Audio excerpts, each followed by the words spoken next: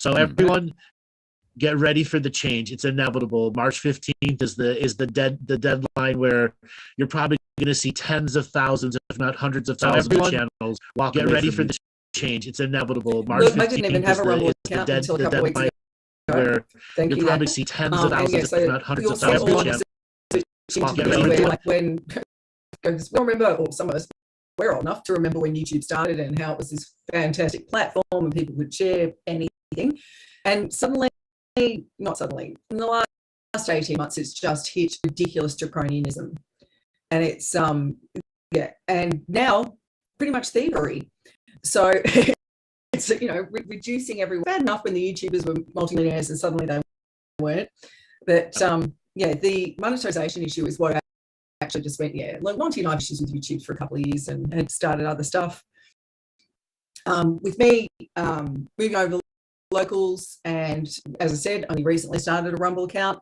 That's actually moving on, and it's just what has been done for the creatives that are still the bringers of life to the planet. So, it's we can talk about all the math and everything that we like, and actually saw someone say the other day that in just an online social somewhere, we're talking about how everyone's trying to use AI for arts and music and creatives, right? Let AI do what it does, algorithm, mathematics, let it do its functionality and allow the creatives to actually be the creatives. Like, don't try and get something that ridiculous to do something creative. It's just getting messy. And so, it's the whole AI thing. Look, I'm kind of disgusted, but more than I'm irritated, because it's not like we needed to spend time doing this, did we? Like Andrew doesn't have time for this, I don't have time for this. Mont doesn't have time for it. Mont's made big changes. Mont's made even bigger changes, probably bigger than Andrew and I have made with all how his community going on. Well, yeah, I am the human of the group, so that would make sense. But the quote for everyone, fabulous quote about the furniture. Oh, yeah. When I did my last show on Revolution Radio, it was an end of an era, and I've got a horoscope app on my phone, and it usually has like a quote or inspirational thing or whatever it was. And on the day, the sentence was the end of an era is like the sound of cheap furniture collapsing. the collapse of cheap furniture. I'm like, yeah. Yeah. It wasn't a bang, it was more of a whimper. No, it was actually that was an astrological thing for you, wasn't it? It was like the daily astrology for you, that you have an end of an era, which will come with the sounds of collapsing cheap furniture or something. Yeah, the collapse of cheap furniture, yeah. So people are asking if you'll need a Rumble account to join. No, you could just watch Rumble, but a Rumble account is just an email and a password, so it's not exactly difficult. It's pretty simple. If you want to comment underneath, yeah. But, so if you just want to comment, that's all they ask for. And people are asking, what about BitChute? Unfortunately, BitChute does censor quite a bit now, as well as their services is never going to improve anymore. As for Odyssey is great, and it's got some quirks for people who are not technologically. The user interface is just not there for non-millennials. And unfortunately, even Rumble has got issues, like the way it streams in the background is really confusing. But Rumble's working with its content creators. And it's the only one doing an open source work with your content creators. And the band way that they do there is done by content creators, not by the corporation. Yeah, and Rumble has a chat area too. It's just that they're redesigning it. They're redesigning it, so every month it gets better and better. And if you sign up to Rumble or just watch their community boards, you'll see what they're doing to change the system. Yeah, Rumble's doing what Zoom did when lockdown started 3 years ago. You would have thought it was Skype that was going to be everyone's vehicle of communication, and Zoom frantically evolved and brought itself to the table, knowing that change was dramatically needed and fast. Rumble's doing that now because of what's going on. So Rumble's rapidly evolving and bringing up its game because it knows there's going to be a dramatic need come March 15th. Well, that's how it started. It was an option towards YouTube. because since 2016, YouTube's YouTubing, and it got to the point now mainstream people on YouTube are like, yeah, I think I'll have to leave because of how bad it is. We've known for like half a decade because it's like, well, pattern recognition, we know where it's going. Pink Floyd, ladies and gentlemen. Did you know it is actually the 50th anniversary of Dark Side of the Moon being released this year? Ooh. Yeah. So Pink Floyd released, they have a logo because they're a band. That's what they're doing. There's a special box set. It's $200 US. I'm like, so universe. Anyway, the logo is a pyramid, and it's got the number 50 in it. And in the 0, they have the 7 colors of the prism, which is like a rainbow. On Twitter, all these idiots think Pink Floyd has become woke. Now this is the whole thing of like, tell me you're not a Pink Floyd fan without saying you're not a Pink Floyd fan. Yeah, it is. Like, that's what you should. It's like, how what are you doing? I used to have an integrity, and you're going for this woke mob, and it's like, it's the album cover. So that's me. But and it was actually people go onto the tweet, and we can't find any of those woke quotes anymore because everyone's like, I'm here to look at the comments, and you've got that gif of the black guy leaning back into his chair and slowly eating popcorn. But there was another one I saw is like, I've brought chairs for everyone to look at the comments, and it's an Asian guy in Thailand with 200 chairs on a cart. And they're not stacked well. That's like they've just so that I thought I'd just share that this is we're dealing with humans, and apparently because there's a rainbow in the logo because of the album cover from 1973, some people think that Pink Floyd is joining the woke wagon. The woke wagon. Wow. No, that's what dumb fucks. Oh my no! God. I said the word I can't say. You can't say dumb. Right, I'm already monetized anyways. So I think that will start the show off of like, someone, and also it's Pink Floyd. Have you heard of Roger Waters? Have you heard anything he's released since 1983? Wow, a band that's anti-establishment, and they've gone woke because they need the money apparently. Well, I did say actually, I saw Dave Gilmour put up a gorgeous tribute. Oh, I've just forgotten the man who died. Oh God, David Crosby. Yes, from Crosby, Nash, all of those. Yeah. And he put up a beautiful tribute and mentioned that it was on the anniversary of the Dark Side. That in the tribute to him, and I just because unfortunately you have to be either a Dave Gilmour or a Roger Waters fan. You can't really be both.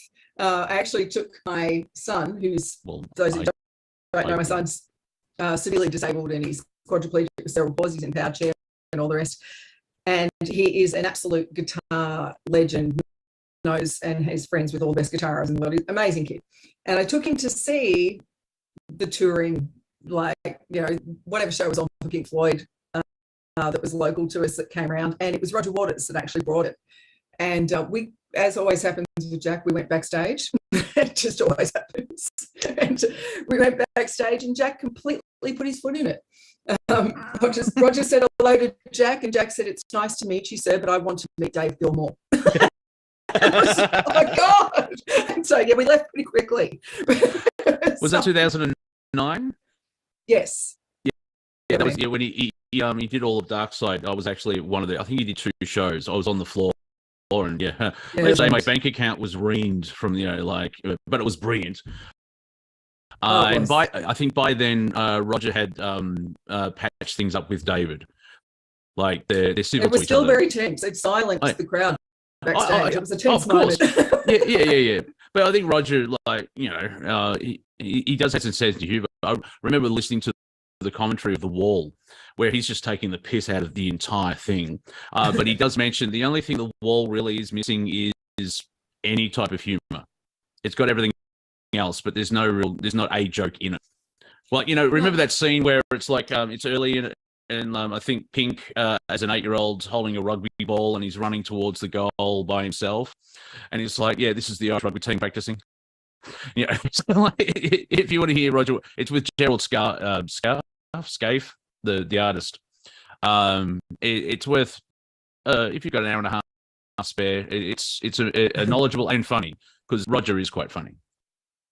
You know, we were road tripping not long ago. It's summer here and it's school holidays here, and I'm pretty much over it. I've got about one more week of school holidays. I'm going to make it, but it's been quite a complex school holidays. But we're road tripping, and had my two identical 10-year-olds in the car with me, and we had actually Pink Floyd. They were running their playlist. Pink Floyd came up, and they were asking me to, like, it was brilliant to see my two 10-year-olds asking me to say, what was that lyric and what was in it? Because, you know, we don't need no, you know, and I'm just, listen to that. We don't need education. It's like another brick in the wall, man. Yeah. And so, and then I said, look, you know, when we get to where we're going, you know, we'll stream the actual video of it, which they didn't like at all. But it's like, you know, you can imagine they're 10-year-olds, so used to much better graphics. But it was, but yeah, it was pretty. It was awesome that they were hearing those messages that were always spot on. You know, it's a bit like show your kids. Like I show my kids, of course, I show my kids all Monty Python stuff, which is as old as me. But real quick, I just want to interject here. So for all the new people that have joined in, for the first hour, we are going to be live on YouTube and Rumble. The second hour, we are going to go exclusively to Rumble, because YouTube has forced all creators to accept a new terms of service, which are absolutely ridiculous. 16,500 words you can't say in the first 90 seconds of the show or be demonetized. And they're backlisting everything. They're backdating everything. So thousands of channels are getting banned and booted. So we are beginning to make the transition strictly to Rumble. I know that's a lot of you that aren't good with other technology. We're going to make it as simple as possible for you. You don't need to have a Rumble account, but if you want to communicate in the Rumble chat room, you'll need an account, which is just an email and a password. It's very, very simple. Yes. And something else to announce, we are expanding the Friday comedy show, where we're going to make an entertainment channel. So we're going to be featuring musicians, comedy writers, songwriters, all sorts of things, as well as a game stream. So today, after our live comedy show here, we're going to go live on World of Warcraft. And you are welcome to sit and watch. Why am I doing this? It's because entertainment is such a valuable part of the spiritual journey. There are many, many people who are so far up the ass of spirit out their mouth, and they don't know how to let down anymore. 3 years ago, when Monty and I started this comedy show, was exactly for that reason. And now we've reached a point where we're going to expand it. So on the opposite Fridays, while we're not having comedy show, we're going to be bringing stuff to you. And we're going to build a channel slow. But the comedy show is the central here. We'll bring on comedian guests, musicians, all sorts of things, because we want to start a completely separate, unique entertainment channel for spiritually minded people who can look at some of the things that are out there, bring some joy and happiness to your life. Yeah. And why not? Yes. Because, like, I mean, if you look at all the ascended masters, if we can use that term loosely, like, there have to be, they're mostly laughing. You meet someone that's highly spiritual, or like, say like Bashar or Cryon, or, you know, all those channeled entities and stuff like that. And when they're in a good mood, their sense of humor is totally wicked. Yes. You know, they're just like, I remember seeing footage of Bashar, and he has a Q&A at one point, and a woman says, "Yeah, I work for SETI," and he's like, "And what is that?" The search for extraterrestrial intelligence. Then he goes, "You found me." Yes, you found me. You found me. Yeah, well, yeah. The highly spiritual people have a wicked sense of humor, because, you know, well, I'm not sure about creation being a joke, but living on this planet kind of is. If you look at the through a comedic lens. No, creation is a joke if you just look at it from the comedy perspective. Yeah. We actually, like, whenever I've taught life programs, and we're talking like over the last 20 years where I've been teaching around the world and everything, Mont can absolutely attest this too. I use humor throughout the whole thing. You cannot laughter is one of the greatest vehicles to raise your vibration. Right. It's very, very powerful at raising vibration. So I actually very deliberately make sure I keep people laughing. And without fail, at every one of the classes that I teach, and this is still very much the case, you will have people that more often than not aren't brave enough to speak to me, but go to the staff and to the team there and complain about the fact that I don't take this seriously, that I'm not reverent. How can I be so spiritually gifted when I'm, when I'm so blasphemous, when I'm so, and I will bring up all sorts of stuff where I actually I assault religions because religion, of course, isn't spiritual. Religion's a construct of man. Spirituality is whatever you want to call it, God, universe, multiverse, wherever you're comfortable. But spirituality and religion are two very separate entities. Religion's always been a political construct. It's always been a vehicle of control. And so it's very much of the human existence.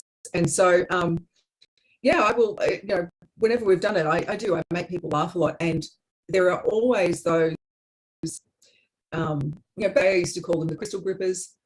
But, and then they had terms like New Age, and now they bag everyone that calls themselves a light worker. And, the term keeps changing, same people. It's people that began looking, stopped somewhere along the way, forgot to keep going, and started judging everyone from that point. And that's pretty much the definition of it. And so, and I used to call them the crystal grippers. It was always those ones that would come up with their crystal, tell me how my aura was impure, that I needed to be cleansed, the blah, blah, blah, all the rest, and that I couldn't be whoever I am, or why was I given this gift when I'm not like them? And so, and you still, Melissa, I've had the exact same thing go on. Them wanting to, how can you do comedy? But I've ingrained into so much of my content that people get used to. I still get it. I don't know, a couple times a month. Coming in. Why are you serious and laughing about it? Because I can. Literally, because I can, and I need to. And people that are our regular comedy show guys, you can attest to it. I mean, 3 years of doing comedy show, we've got a really loyal audience here. And I was talking with Joel, our producer here, like, when we do more, and like, well, let's just figure out a way to make it an entertainment channel for spiritually minded people. Bring back variety. Yes. Well, let's make it like, can you make it a rule that we're not going to have, like, let's not bring on people that are bagging other people. I'm just so tired of listening to people, can you say bitch? I don't know, bitching about, I can't remember the list, sorry. Bitching about light workers, new agers and all that sort of stuff. Look, they are where they are. And one of the great things about those people is they started looking. Look, they might need someone to go shove and keep them going forward, but they did start looking, and you've got to just love people where they are. Leave them there. You don't have to take them with you. When we started the show, we intend to offend was the start of our thing, and we still intend to offend on these comedy shows. But as we grow, it's a window of entertainment that will be for spiritually minded people who want to grow a community in the background. That's ultimately what we're going to end up doing. I just thought of a great segment we can do. And Monty goes into this story. This is a chance. Let's do a segment of how Melissa made an idiot of herself in the spiritual world. Many stories. Yes. Where I've, where I got kidnapped into an ashram. I've got so many stories about how I made an idiot of myself because I absolutely didn't want to offend people with that. And I got taken into, we've got all sorts of stories. Let's make it a segment. We'll do a short segment now. I remember doing a course with you, and the toilets at the venue had floor to ceiling mirrors, and because you see in frequency and not in physicality, good on you. You walk straight into them because you didn't see it, and that's slightly amusing. The topper on that is you apologize for the person you bumped into. Apologize to myself. That's funny. thing. That's really funny. That's something I do. All right. I'm really lucky that for some reason, and I'm sure it's cosmic humor at its best, right? That I was born the way that I look. And I don't look in mirrors often because I actually have to drop my frequency level to see the reflection. So all of my makeup techniques and everything as some of you know, that I was in the military for a long time. I was an army officer and everything. And so I'm very, very good with camouflage cream. But I'm not particularly good with makeup and stuff. But I've mastered very military of me. I'm super efficient at putting makeup on, and I figure out what it looks like. I just sort of, that's it. And most of it is stuff that stays on your face all day, because I don't go back to mirrors. I don't look again and check my makeup and stuff. And so I can walk around, I can have like a salad for lunch, and about 10 o'clock at night go brush my teeth and spinach is still there and no one's told me. It's just like, but the mirror one, this bathroom, every wall was a mirror. I do have a photo I took in there, because when you stood at the basins, you were in so many dimensions when you looked in the mirror. It was so cool. Like just the reflection upon reflection was very groovy. I did actually take a photo of it. But when you walked in the door, you were faced with a wall-to-floor bloody mirror. It was the wall. And so I walked in the door with people talking at me and just went smack, full into the wall, and then went, oh my God, I'm so sorry. And to the person in the mirror, right, which was me, I'm so sorry, didn't even see you there. And then I said, you look familiar. That's where I lost it. Hang on, you look familiar. Did we know each other? Oh my God, a bloody mirror. But yeah, that's happened at pubs and nights out with friends as well, where I've run into a mirror. And back in the days of when I drank alcohol. But I find it weird that we missed that opportunity, that window, because can you imagine us getting shit-faced? You were talking, we were chatting the other day, we were talking about how, you're in the dark room at a gig, blah, blah, and this person come up, and I think, he's talking about the night we met. And then you're talking about someone else that you met, and I'm thinking pretty much all of your stories of how you met someone in your life is, well, we're at a gig, it was noisy, loud, the floor was sticky, and we ran into each other. Well, yeah, I mean, I've been in nightclubs for 2.5 decades, and people, when I'm out at gigs, people come up and say, hi, Monty, how are you? It's like, hi, you don't remember me, do we? Did we meet in a darkened room with loud music, flashing lights, and I was drunk? I'm just saying. And faces I kind of remember, and I do remember names, but I realized I need, like if I met you, Melissa, I need a story. You tell me the story, the brain goes, oh, this, and there's the cast, the characters, the producer, the lighting guy. The whole story just like, that time that blah, blah, blah found on the stairs? Dave, how are you? Everything comes. I need like. Well, the funny thing is, like one of the first conversations Monty and I had, Monty and I had met at an actual gig. We'd sort of spoken on social media. I think it was Facebook. That was it back in the day. And then we went to another gig and ran into each other. The first conversations we had was, isn't it weird that people will talk to you on social media, but if you run into them in a room, they bolt. Mm-hmm. Like they won't talk to you. They'll say all sorts of stuff behind the keyboard, like have a chat. Do you think you know them? And then you're like, oh, hey, it's you. Yeah, how you doing? And they just, oh my God, she's real, and they bolt. Yeah. I've had people say you're unapproachable. I'm standing here sipping a beer. How am I not unapproachable? And they're afraid of. Yeah, they're afraid of. And this is when I was like working through my shit, the element of depression, and living a fear-based life, leaving a trail of destruction. And these people think I'm awesome. They're afraid of my awesomeness. Now, it's like irony is I had no idea about my awesomeness. But it's like I find it difficult talking to you. Why? Oh, fuck a question.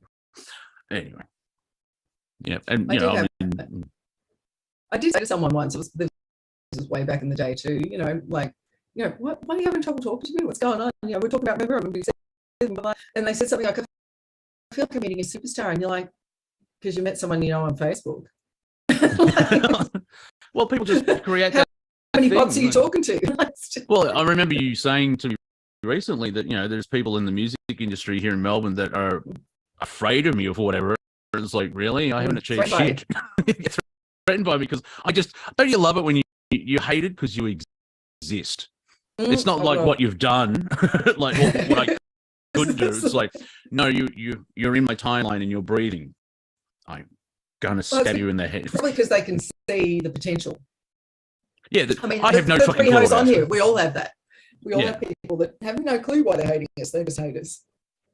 And it's their problem and their karma. So it's Yeah. So Yeah. let's take this opportunity to get some feedback from the people that regularly come into the comedy show of what they'd like to see.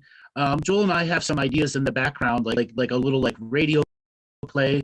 We also looked at doing some online tabletop role playing, like Dungeons and Dragons, Pathfinder. So it's a way to do improvisational acting with characters that we can relate around the teachings. What would you guys like to see as an ongoing entertainment us? And keep it clean. Yeah, role play. Oh, see, they're stunned because they're so awesome. There we go. Just, I was actually quietly chuckling to myself. I was wondering how long Monty could let that comment sit about the floating phone booth before he corrected the person. that was my 17th response. Phone booth? Phone booth? Twister. No, we're not playing Twister. I said keep it clean. I did, when you were talking about the whole gaming aspect and everything, D&D's, that's a great suggestion. I love that idea. So they have virtual, in all sorts of places. Right. They have virtual tabletop things that go direct to streaming. So everyone can see everyone's character sheet. The dice are all rolled on it. Mm-hmm. And if you go to YouTube and you type in Critical Role as a YouTube channel, you'll see professional voice actors who in late 2010 started a channel at virtually nothing. And they now have 6 million subscribers. And they're a huge publishing company that's produced its own things. And that spawned an entire rebirth of Dungeons and Dragons, as well as many other tabletop role-playing games, such as Pathfinder, Starfinder, Cobalt games, Chaosium, a whole bunch of things. When I was younger, I used to play role-playing games all the time. I would love to be able to feature the teachings in it. And there are plenty of open source systems that we could do that, where you don't have to invest anything into books or anything. It's all online as a free open source resource, open resource. So tabletop gaming is one of those things. And we'd be able to put 2 hours there, and you get to see the progression of the story. Yeah, also, I like the Wheel of Karma suggestion too. That would be fun. Yes, Wheel of Karma. Yes, Wheel of Karma. Fish. Anyway, it's interesting as well that finally, over the many decades, like in the 70s and the 80s and maybe the 90s, apparently this never happened to me. Apparently, liking Star Wars made you like an undesirable of society, being a geek or a nerd. But in like the late 90s onwards, there's like geek culture, and just look at how many very attractive young women game on Twitch now. Obviously, they could be grifting because they know they're hot, but there are some that the gaming is not just like for the fat, spotty 14-year-old guy in their mum's basement anymore. It's everyone. Like a friend of mine said, "Do you play video games?" And they're like, "I even one."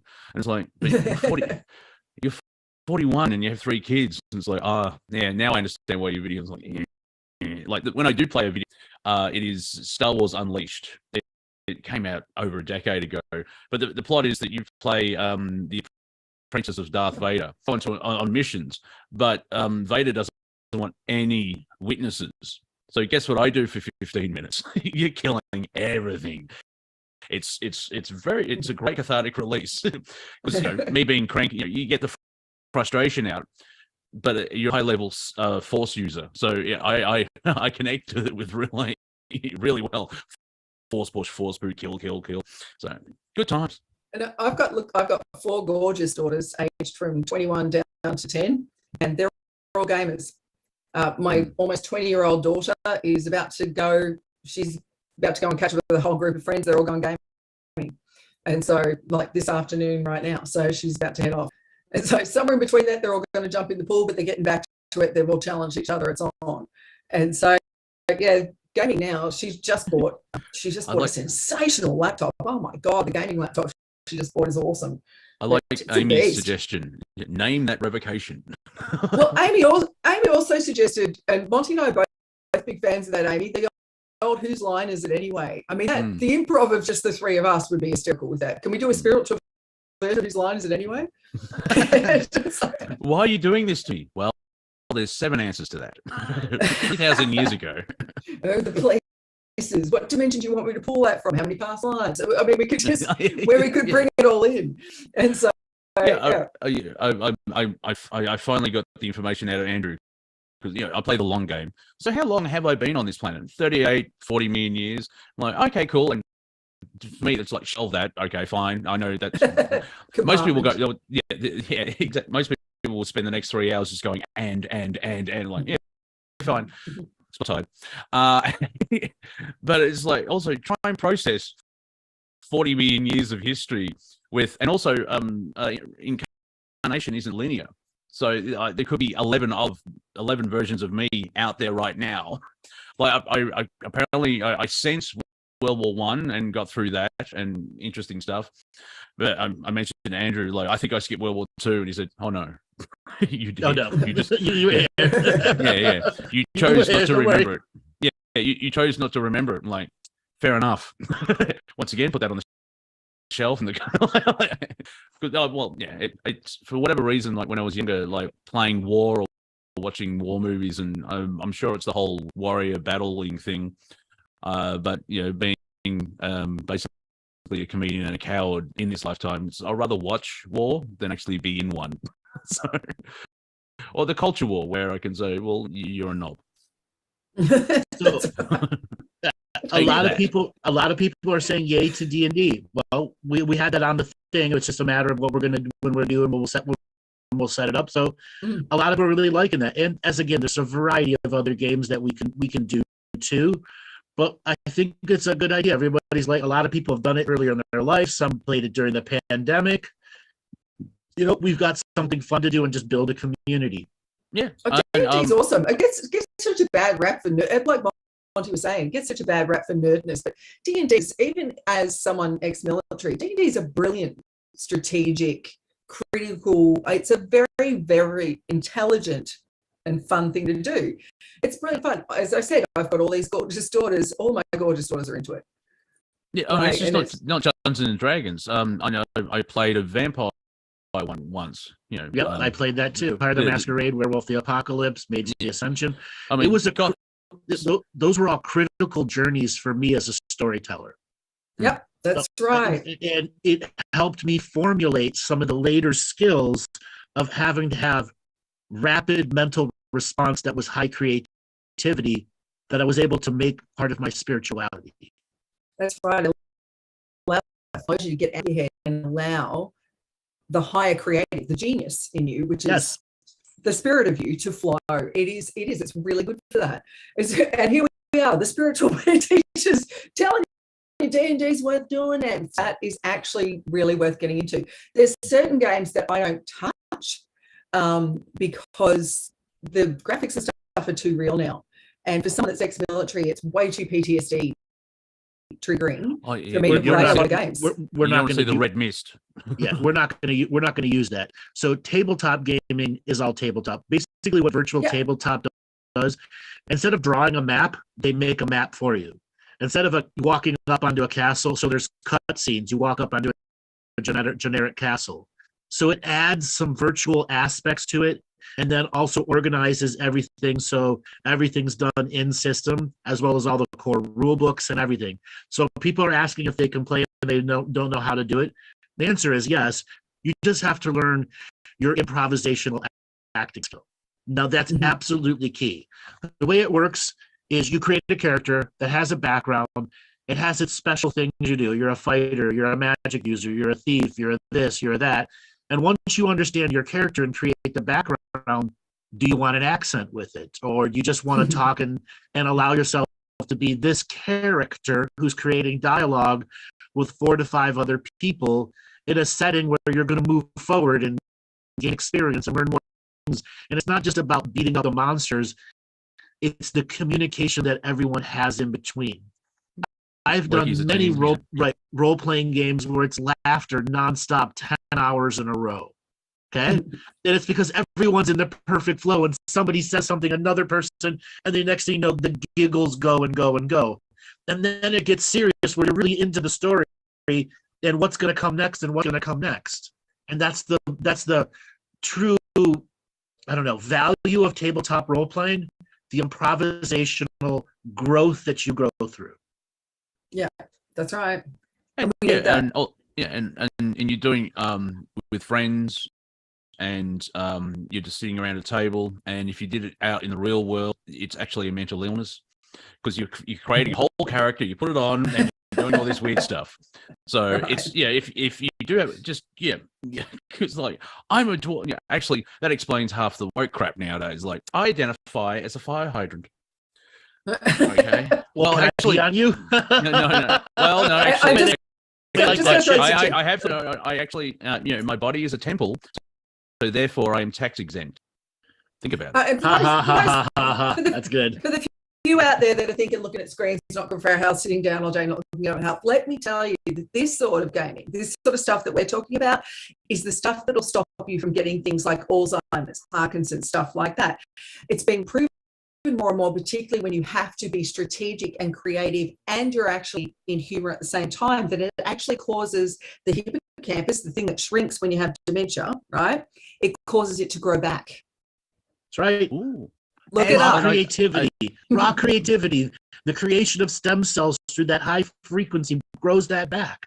Yeah, and like reading a book, your imagination is activated. Yeah. So if like That's the three of us are playing, a tall man in a cloak walks in, and we've just created 3 different versions of that That's right. sentence, because it's all like, that's why people wear Straight away, they mine's an invisibility one.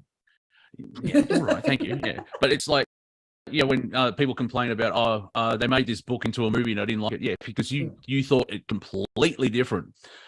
But with That's right. say Peter That's Jackson doing Lord of the Rings, because there's so much, but sometimes they hit the mark. But it's because everyone has their unique imagination when you read a book, because you create and visualize it. And so that's the same thing when doing D&D, where it's like, the dwarf, and it's like, well, it does that, the shape different, everything else like that. So everything is created, and I'm sure the Akashic Records will be full of that, which you can go and have a look at them, because it's like, Sure. wow. See, the beauty, if I'm going to be the game master, which I would start with, because I love doing that part, but I will want to play also, is I have an entire world upon world upon world upon world upon world upon world upon world to draw shit from. Okay? Yes, you do. Not the Happy Absolutely. Master, the game, GAM. Game master, Oh, yes. Like that's it. Like Monty said, the movie will never be as good as the book if you read the book, because the book happened in your head. It's happened from all your past life experiences, all your epigenetic whole. It's like it's happening from so many great sources, and it's Yeah. And that's funny. But it's- That's funny too when you're watching a documentary, and part of you goes, "That's not what happened."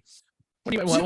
what I love. Why am I, my I'm daughter- watching I'm watching Gettysburg. What do you mean that's not what happened? And you start questioning, like, well, you were there, and No, one of my daughters is one of my 10-year-olds is reading I think she's on book 4 of the Percy Jackson series, and she's reading books. Her older siblings will not let her watch any movie. They just won't. They won't let her do it. And the thing that I love too, there's just a little sidebar here. She was talking about, I can't remember how she pronounced it now, but she was talking about, Poseidon. And I said, Poseidon. It's like, I freaking love when someone says a word to me that you know that they've read it. It makes me immediately love them. You read. Like I had a friend years ago, I was talking about Yosemite, and I said, do you mean Yosemite? Yosemite, yes. Yosemite. Yosemite. And it was like, Yosemite's gone, that makes so much more sense, because we're Yes. talking about going for a climb. And we're talking about going for a climb, like rock climbing. And he said, I'd love to go to Yosemite. And I'm like, what? It's like, do you mean Yosemite? And it's like, yes, that makes more sense. Yes, it does. It does. Yeah, my daughter came out with Poseidon, and I said, I think you're talking Poseidon. Yeah. And she's like, is that how you say it? Yeah, I do, but I freaking love that you pronounce that. Great job. So it proves it. I mean, I did the same thing with I see Legend as leg end, and I'm a big Batman fan thing, and like they had the TV show Gotham, which is Got Ham. Yep. Got ham. Got ham. Watching a bit of Got Ham. Yes. Whatever my kids, because my kids are, I push reading, and I push reading in any way you can do it. If you need to do it bionically, any way you have to, ADHD, all the good stuff. I find ways to make reading happen, because the moment someone can read the entire bloody world as a human opens up to them.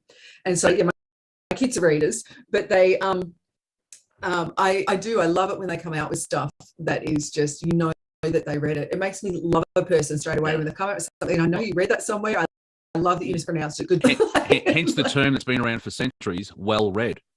That person is well read. So you're talking about mispronounced words. I'm Greek. I was from the youngest of age. I had all the Greek legends and the stories and myths to me.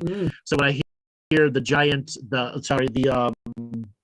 the Cyclops that was going to go over get the Theseus and eat him, they call him Polyphemus. I'm like, it's Polyphemus, dumbass.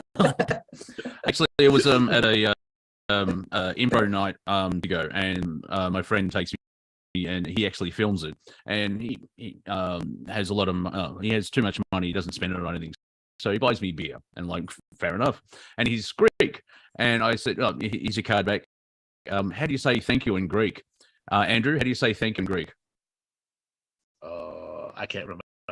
Well, Afghanistan. Sorry. Yeah. Basically, after a 10 I mean, you just caught me in a second where I have to think in Greek. I'm like, Yeah, he basically says it. It's all like, it's a whole sentence. I'm just going to say tar from now on. I'm just going to go English and go tar. I'm not saying blah, blah, blah, blah. Look, Patty's typed a word into the chat. How do you pronounce that? Afghanistan. Difficultly. Oh, that's how you pronounce that? Yeah, that's how Yeah, I would get that wrong. Thanks, Patty. I would get that wrong. But she's Greek also. They're both her and her sister twins are Greek. So they know. My mom's back with us handle exactly.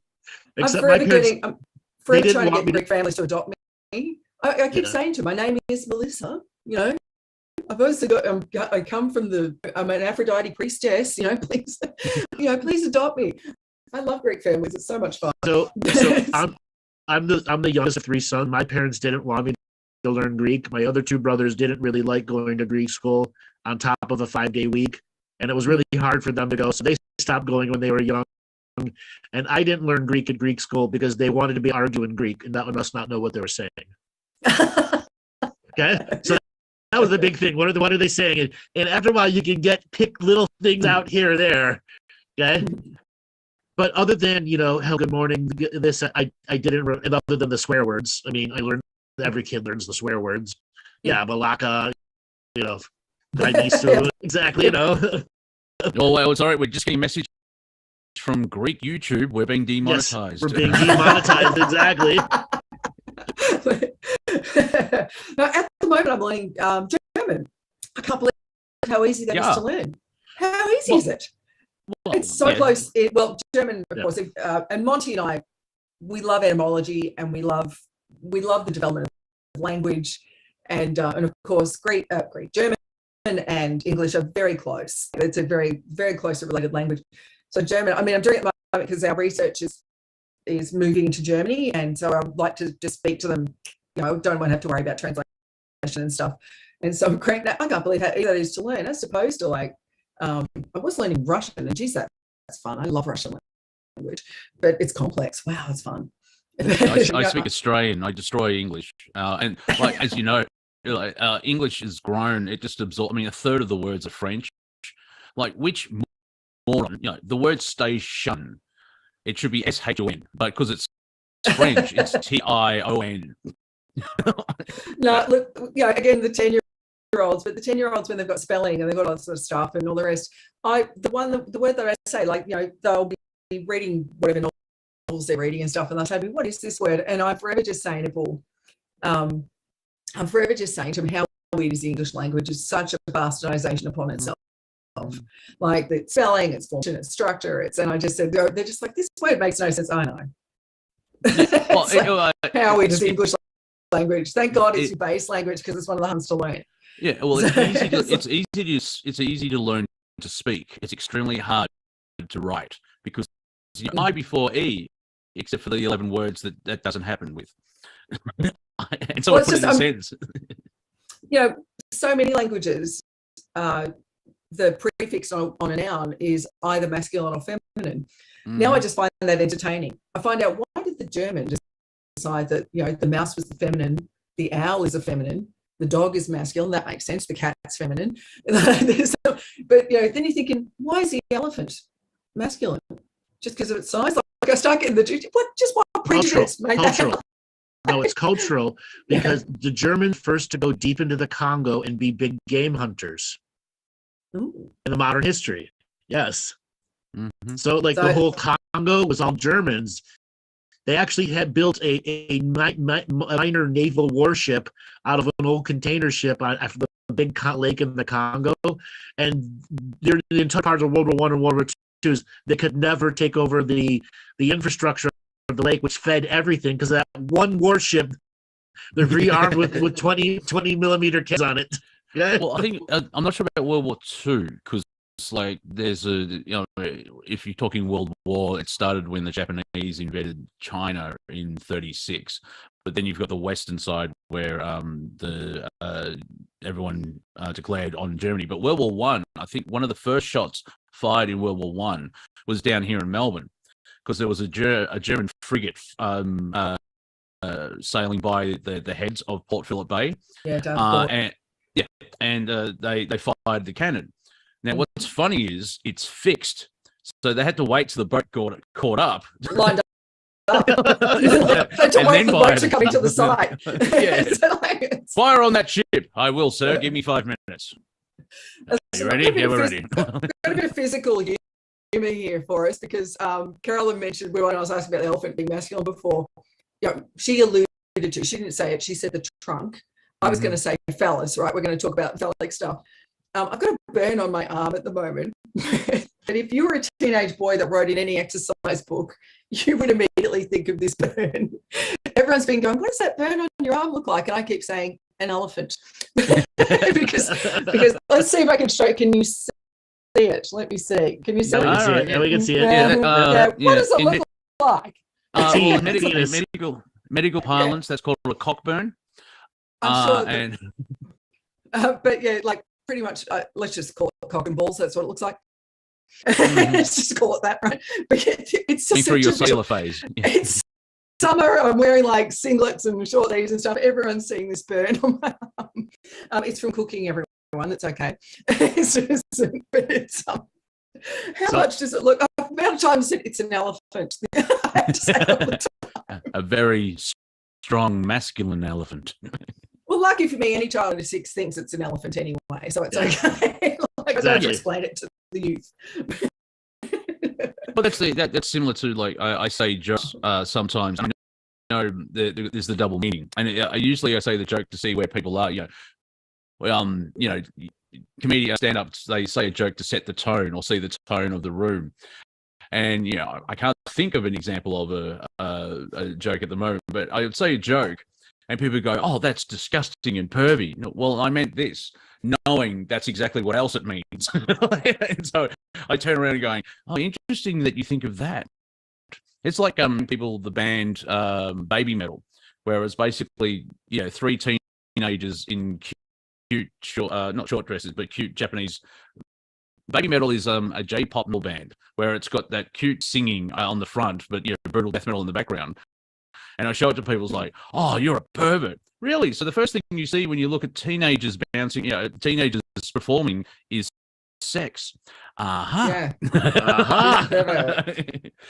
It's like, right. No, you're a pervert. It's like, no, I listen to that bass drum. I do like the music, but you think the first step is sex. And it's, you have issues, and I would see a therapist. Yes.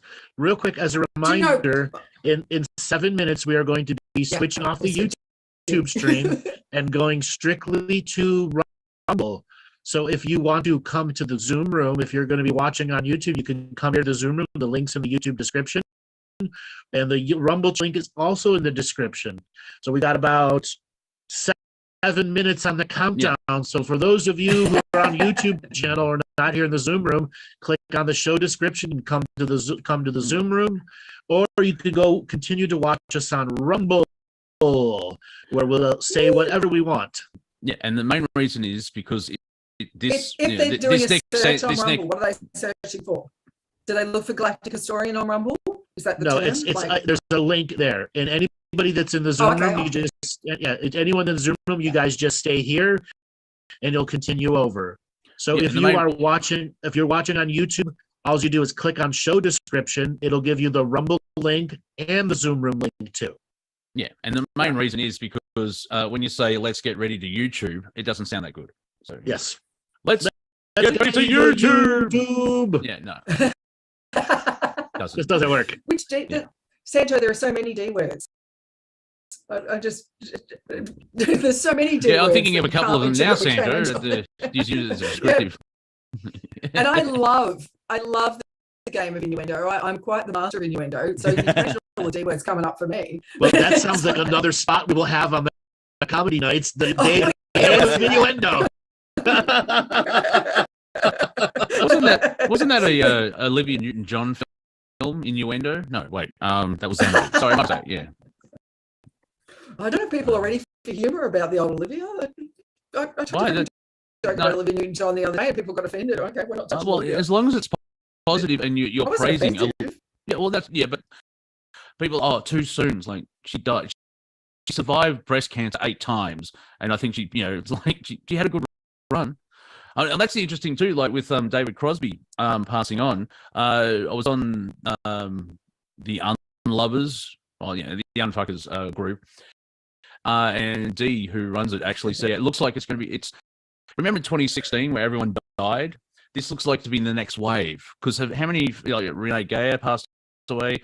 All these Kevin Conroy, who was Kevin Conroy, who did the voice of Batman, and of course some of the conspiracy was like, they had all the vaccine, everyone's dying. I'm like, yeah, okay, but it seems to, exactly as well, and it looks like this is the next wave of celebrities to pass on. However, if you think about it, it's not that much of a shock because the way entertainment has been for the last 40 years.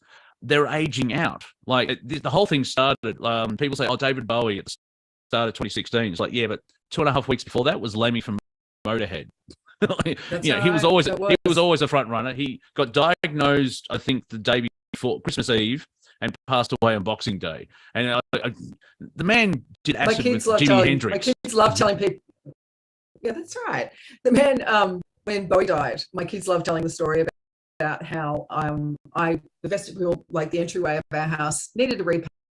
I wanted to do it up and everything, and then Bowie died, and I painted the vestibule this dark grey. I just mourned Bowie painting the vestibule, and the kids all tell the story. We just had to leave. Mum had to leave her on her own and go through the mourning period. She was just like, so it was like white up to a certain point, and then it was like the whole thing, including the ceiling, was made this beautiful dark charcoal grey.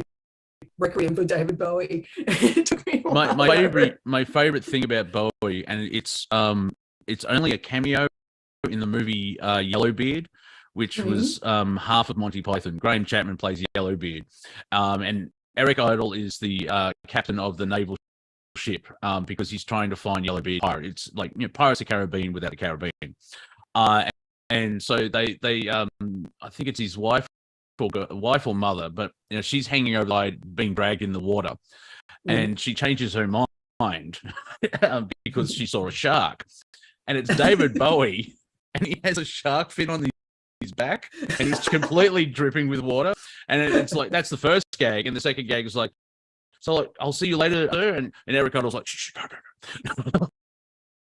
That's my David. I mean, yes, he's done all that music stuff, and he's brilliant, but for me, it's like that 10-second cameo in Yellowbeard. He had great humor. He did this. There's a Christmas Carol that he did. I think it was with Bing Crosby.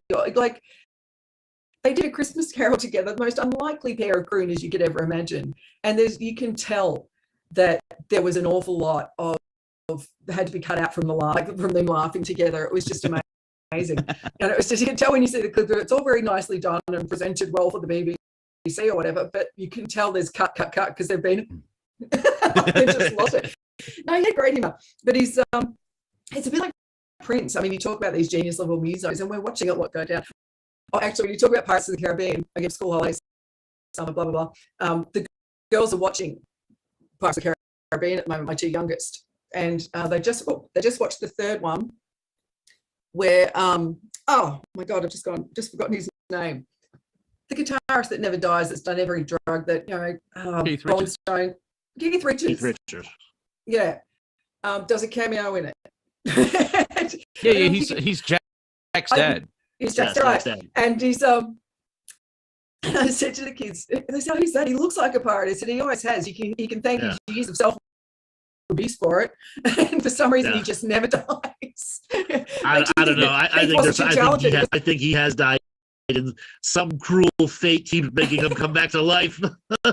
Well, yeah, I've seen a great meme the other day, and they said, "I wonder how many walk-ins he's had." Like, Exactly. How many walk-ins he's had? I've seen that. Like, I've seen a meme where it's like, you know, and God creates the earth, and Archangel Gabriel says, "Who's that?" "Oh, that's Keith Richards. He was here when I got here." Yes, Andrew just said something about that in the chat. It's on the hour. We have to say goodbye to YouTube. All right, everybody. So what is going to happen is we are going to put up a hold screen while we are ending on the YouTube side. And for about 5 minutes, it will be on hold screen. And then we will continue live on Rumble. So this gives everybody a chance to figure out how to click the Rumble link, how to click the YouTube link. For all you technically challenged people, there is a link in the show description to go to Rumble or to join the Zoom screen. So Joel, put up the whole screen, and everyone will be back in 5 minutes as you figure out how to click.